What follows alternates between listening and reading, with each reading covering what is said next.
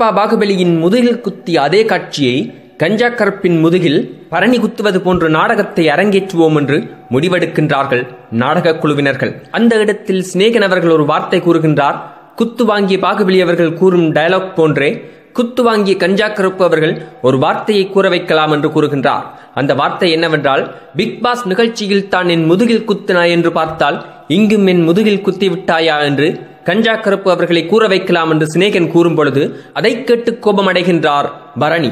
இதுபோன்றுதான் இன்றைய தின காட்சிகள் அமைய இருக்கின்றது என்று பார்க்கும்போது ஊகிக்கக்கூடியதாக இருக்கின்றது. இந்த நாடகத்தில் ஆர்த்தி அவர்கள்தான் ராஜமாதாவாக நடிக்க இருக்கின்றார்கள் என்பதும் தெரிய வருகின்றது. ஆனால் இந்த பிரச்சனை எவ்வாறு முடிய இருக்கின்றது?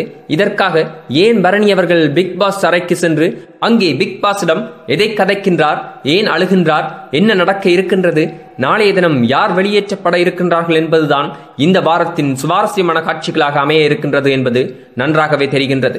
உலக நாயகன் கமலஹாசன் அவர்கள் நாளைய தினம் வந்து என்ன முடிவு கூற இருக்கின்றார்கள் என்பதை பொறுத்திருந்து பார்ப்போம். இதுபோன்ற சுவாரஸ்யமான வீடியோக்கள் மற்றும் சுவையான தமிழ் சினிமா செய்திகள், அரசியல் செய்திகள் என்ற அனைத்தையும் ஒரு இடத்தில் பார்த்தும் கேட்டும் தெரிந்தும் மகள இந்த சேனலை சப்ஸ்கிரைப் செய்யவும். நன்றி, வணக்கம்.